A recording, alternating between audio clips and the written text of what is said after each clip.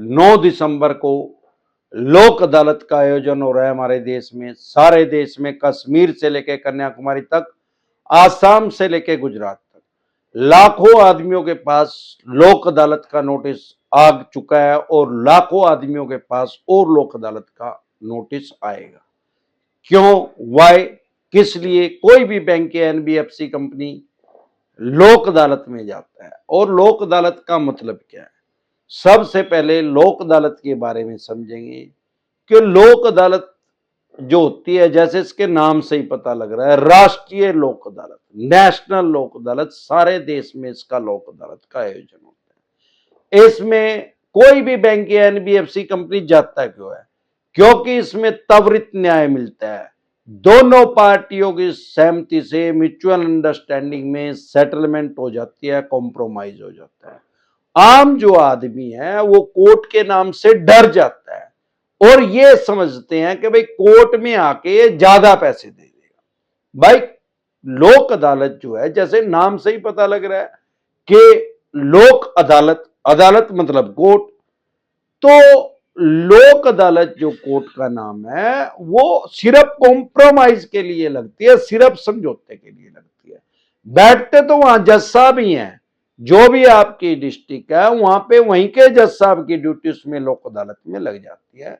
लेकिन लोक अदालत में कभी भी किसी को पनिशमेंट नहीं मिलती, कभी भी किसी को सजा नहीं मिलती। लोक अदालत से कभी भी आज तक किसी को जेल में नहीं भेजा गया और ना ही भेजा जा सकता, क्योंकि अगर आपका केस पहले ऑलरेडी कोर्ट में चला हुआ है, किसी बैंक एनबीएफसी ने कर रखा है 138 का या अन्य किसी तरह का रिकवरी का, अब वो उसको लोक अदालत में लेके आ गए, आपके पास नोटिस इशू हो गया, आपने वो नोटिस रिसीव ही नहीं किया, तो उससे कोई फर्क नहीं पड़ेगा। लोक अदालत को समझ में आ जाएगा कि आदमी सेटलमेंट नहीं करना चाहता, कॉम्प्रोमाइज नहीं करना चाहता, समझौता नहीं करना चाहता।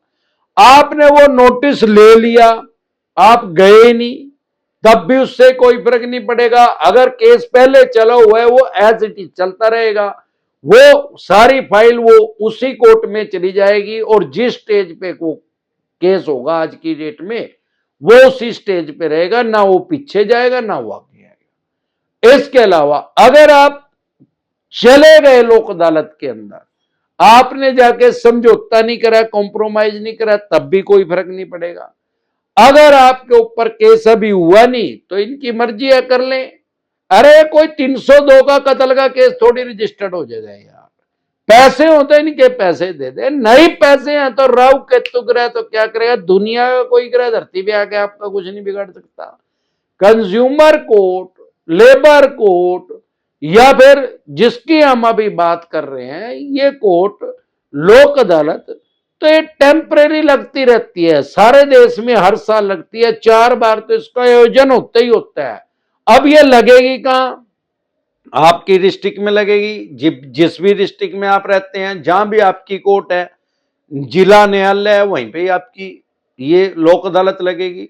कई बार जो साइड एरिया होते हैं, मान लो छोटा है, कस्बा है कोई, वहां भी लोक अदालत का आयोजन किया जाता है, क्योंकि कई डिस्ट्रिक्ट जो होती हैं बहुत बड़ी होती हैं। जैसे गुजरात में है भुज कच्छ है, वो बहुत बड़ी डिस्ट्रिक्ट है, इतनी तो बड़ी कोई स्टेट ही होगी छोटी हमारी गोवा जैसी, जितनी बड़ी वो एक ही डिस्ट्रिक्ट है। और राजस्थान में भी बहुत बड़ी बड़ी डिस्ट्रिक्ट है, तो उस वजह से साइड एरिया में भी लोक अदालत का आयोजन होता है। तो वो कहां होता है भाई? अगर वहां कोर्ट है तो वहां होता है, नहीं तो एसडीएम कोर्ट में या तहसीलदार की कोर्ट में आयोजन होता है। वो आप गूगल भी कर लेंगे, आपको पता लग जाएगा। अब सवाल ये आता है, बहुत से आदमी हमारे पास आते हैं कि हम खुद से ही लोक अदालत में जा सकते हैं क्या?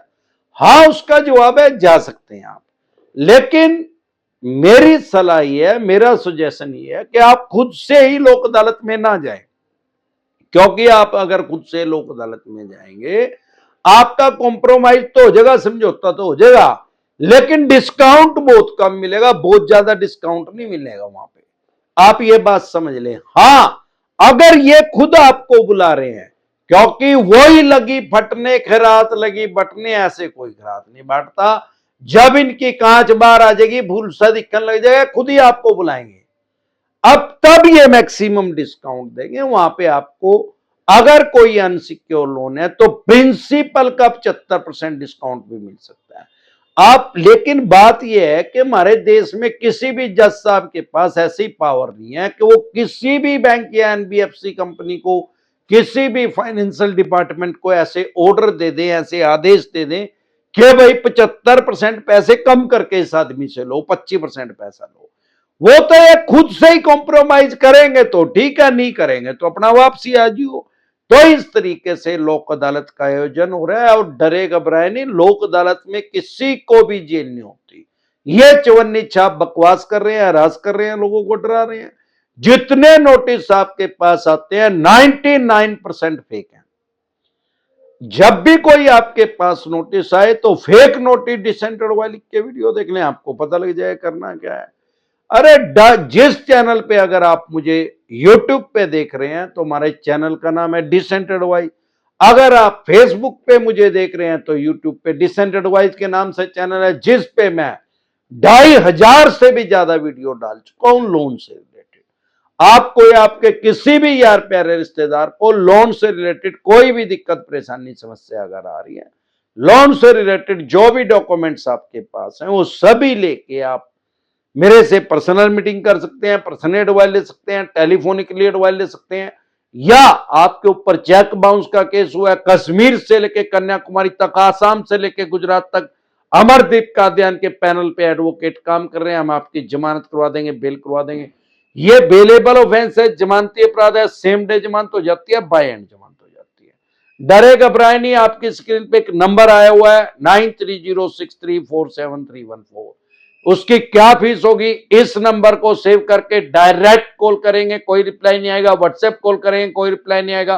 व्हाट्सएप मैसेज करेंगे तो तुरंत प्रभाव से रिप्लाई आएगा कि कैसे आप हमारे से पर्सनल मीटिंग कर सकते हैं, पर्सनल एडवाइस ले सकते हैं, टेलीफोनिकली एडवाइस ले सकते हैं, या अपनी बेल करवा सकते हैं, जमानत करवा सकते हैं। यह नंबर मेरी टीम के पास होता है। एक बार जोर से मिलकर नारा लगाएंगे, बोल पे गंजे टकले काड़िए, जय ससुराल वालों की।